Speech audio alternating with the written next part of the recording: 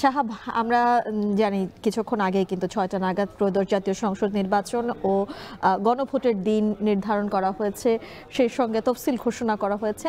আমরা পুরো বিষয়গুলো নিয়ে একটু আলোচনা করতে আমাদের স্টুডিওতে আজকে আমরা আমন্ত্রণ জানিয়েছি ঢাকা বিশ্ববিদ্যালয়ের অধ্যাপক ও নির্বাচন বিশেষজ্ঞ ডক্টর মোহাম্মদ জসিমউদ্দিন। আপনাকে আমাদের সান্ধ্যবাজারের আয়োজনে স্বাগত জানাচ্ছি। আমি মিম। আপনার কাছে শুরুতে একটু যে প্রশ্নটি করতে চাই সেটি হচ্ছে যে শেষ পর্যন্ত অবশেষে তফসিল ঘোষণা হলো এবং সব রাজনৈতিক দলগুলো সে তফসিলকে স্বাগত জানিয়েছে। আপনার মূল্যায়নটা একটু আমরা জানতে চাই। আমার মূল্যায়ন হচ্ছে আমরা দীর্ঘদিন যে অপেক্ষা ছিল সে অপেক্ষার একটা অবসান ঘটল। আমরা নির্বাচন নিয়ে তফসিল নিয়ে অনেক ধরনের সংশয় ছিল, সেটা কোন দিন হবে, কয় তারিখে হবে, কোন মাসে হবে, অনেক ধরনের ডিবেট ছিল। তা আলটিমেটলি আমরা গত বছর যে এইভাবে আমাদের প্রধান উপদেষ্টা বলেছিলেন যে আমরা ফেব্রুয়ারির শুরুতেই আমরা নির্বাচনের তফসিল ঘোষণা করব, তা আমার কাছে মনে হয়েছে ওনার সেই কথাটা সত্যি হিসাবে আজকে প্রমাণিত হলো। জাতি দীর্ঘ যে প্রতীক্ষার একটা ভোট, তার যে নাগরিক অধিকার প্রয়োগ করার সেই সুযোগটা পাবে ইলেকশনের মাধ্যমে। আর প্রধান নির্বাচন কমিশনার বলেছেন বিগত সময়ে যে বিতর্ক আছে ইলেকশন কমিশনকে নিয়ে, সেখান থেকে উত্তরণের সুযোগ মনে করছেন তিনি এবারের নির্বাচনকে, এবং এটা নিয়ে আসলে নির্বাচন কমিশন কতটুকু সক্ষমতা আছে নির্বাচন কমিশনের, বা কতটুকু আত্মবিশ্বাসী? চ্যালেঞ্জ তো শুরু হলো। আমি মনে করি যেহেতু এটা একটা অন্তর্বর্তী সরকার, এখানে সেরকম কারো একক কোনো প্রভাব নেই। হ্যাঁ, যেহেতু মোটামুটি সকলে যেহেতু আমরা এই সরকারকে মেনে নিয়েছি একটা রক্তক্ষয়ী জুলাইয়ের মাধ্যমে, তাহলে তাদের কাছে আমাদের প্রত্যাশা হচ্ছে ফ্রি, ফেয়ার, ক্রেডিবল একটা ইলেকশন জাতিকে উপহার দিবে। রাজনৈতিক চাপ তো থাকবে নিশ্চয়ই। না, রাজনৈতিক চাপ থাকলেও যেহেতু উনারা সব কিছুর ঊর্ধ্বে, তাহলে উনাদের কাছে সবার প্রত্যাশা হচ্ছে ফ্রি, ফেয়ার, ক্রেডিবল একটা ইলেকশন উপহার দেওয়া। এখানে কোনো ধরনের আমরা আশা করি ব্যত্যয় ঘটবে না।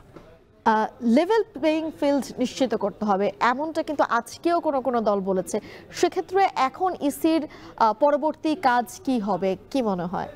না, ইসির কাজ তো হচ্ছে এখন যেহেতু অন্তর্বর্তীকালীন সরকার, হ্যাঁ, সেক্ষেত্রে নির্বাচনকে ফ্রি ফেয়ার করার জন্য যেই কটা স্টেপ নেওয়ার দরকার উনি সেগুলো অবশ্যই নেবেন। আমরা জানি এই মুহূর্তে তফসিল ঘোষণার পরপরই কিন্তু সকল ক্ষমতা কিন্তু নির্বাচন কমিশনের হাতে। উনি নির্বাচনকে সুন্দর করার জন্য যত ধরনের স্টেপ আছে উনি নিতে পারবে। সেই ক্ষেত্রে সরকারিভাবে উনার উপর কোনো চাপ থাকবে না। তা আমরা আশা করব যেহেতু দীর্ঘদিন পরে আমাদের ইলেকশনটা হচ্ছে, তো সেক্ষেত্রে নির্বাচন কমিশন সকল ধরনের ব্যবস্থা নেবেন যাতে জাতির যে কাঙ্ক্ষিত একটা ইলেকশন, তার ভোটের যে প্রতিফলনটা হয় সেটার জন্য নির্বাচন কমিশন অবশ্যই ব্যবস্থা নেবেন। এখানে উনি কোনো ধরনের ব্যত্যয় ঘটাবেন না আমরা আশা করি। রাজনৈতিক দলগুলো বলছে বা সাধুবাদ জানিয়েছে তফসিল ঘোষণাকে, তবে দিন যত গড়াবে তত কিন্তু আসলে রাজনৈতিক দলগুলোর পক্ষে বিপক্ষে নানান মতামত হবে, এবং সেটা সময় আসলে তারা এই যে লেভেল প্লেইং ফিল্ডের কথা আমরা বলছি, সেখানে আসলে প্রশ্ন তোলার সুযোগ তৈরি করতে দেবে কিনা, বা তৈরি হলে সেটা আসলে ইলেকশন কমিশন কিভাবে হ্যান্ডেল করবে? না, আমি মনে করি ধরুন যেহেতু আমাদের বিভিন্ন স্টেক হোল্ডার আছে, বিভিন্ন ধরনের রাজনৈতিক দল আছে, এটাই তো ধরেন গণতন্ত্রের বিউটি। সেখানে মতামত থাকবে, বিভিন্ন ডিবেট থাকবে, কিন্তু নির্বাচনী যে আচরণবিধিটা ঠিক করে দেওয়া হয়েছে, আমি আশা করি সকল পক্ষ সেটাকে মেনে চলবে, তাহলে তো আর কোনো সংশয় হওয়ার কথা না।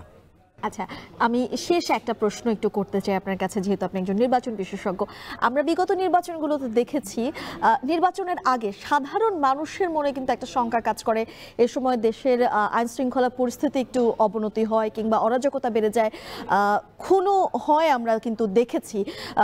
সেক্ষেত্রে আসলে আমরা যেহেতু একটা ফেয়ার ইলেকশন এবার পেতে চলেছি আমরা বলছি, তো সেক্ষেত্রে কি এ ধরনের অরাজকতা সাধারণ মানুষের মনে আরও বেশি শঙ্কা তৈরি করবে কিনা, বা এরকম কিছু দেশের আইন শৃঙ্খলা পরিস্থিতি নিয়ে কিন্তু ইতোমধ্যে অনেকে প্রশ্ন তুলেছে বা তুলছে, আমরা দেখছি, সেই প্রশ্নের ধারাবাহিকতা আরো বেড়ে যাবে কিনা প্রশ্ন তোলার ব্যাপারটা? এখন হচ্ছে মানুষ তো অনেক কথাই বলছে তফসিল ঘোষণা হবে না, তো ফাইনালি তো তফসিল ঘোষণা হলেও হ্যাঁ, মানুষ তো ধরেন বলবে এই হবে সেই হবে, অনেক কথা বলবে। নির্বাচন কমিশন ঠিক থাকলে নির্বাচনকে ফ্রি ফেয়ার করার জন্য যে সকল স্টেপ নেওয়া দরকার, যেমন আমরা বলেছিলাম গত কিছুদিন আগেও বলেছি, হ্যাঁ, সহিংসতা হতে পারে, নির্বাচনের আগেও হতে পারে, নির্বাচনের দিনও হতে পারে, নির্বাচনের পরেও হতে পারে। হ্যাঁ, আমরা এগুলো অতীতে দেখেছি। তো সেক্ষেত্রে ক্রাইসিস প্রশমন একটা কমিটি করে রাখতে পারে, যাতে যে সকল নির্দিষ্ট এলাকায় এগুলো ঘটবে আমরা প্রত্যাশা করি, তো সেখানে যদি সকল রাজনৈতিক দলগুলো নিজেরা যদি নিজেদের ভিতর সিদ্ধান্ত নিয়ে একটা কমিটি করে রাখি, কোনো ধরনের ক্রাইসিস তৈরি হলে তারা ঘটনা ঘটার আগে এগুলো প্রশমিত করে ফেলবে, সেগুলো নির্বাচনে আর কোনো প্রভাব বিস্তার করবে না। এটা একটা হতে পারে। আরেকটা বিষয় আমরা বলেছিলাম, অনেক সময় লাইন অথবা ভোট কেন্দ্রে অনেক কিছু হওয়ার একটা সম্ভাবনা থাকে। সেক্ষেত্রে আমরা জানি না নির্বাচন কমিশনের সক্ষমতা কত আছে। আমরা বলেছিলাম নির্বাচনটাকে, টোটাল প্রক্রিয়াটাকে সিসিটিভি ক্যামেরার আওতায় নিয়ে আসা যায় কিনা।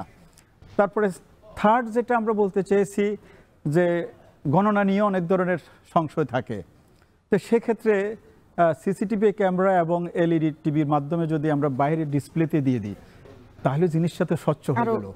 তাহলে সেটা যদি নির্বাচন কমিশনার যদি সক্ষমতা থাকে, তা আমরা আশা করি সেই ব্যবস্থাগুলো ওনারা নেবেন, তাহলে ফ্রি, ফেয়ার এবং ক্রেডিবল এবং জনগণের কাছে স্বচ্ছ একটা নির্বাচন হবে, আমি আশা করি।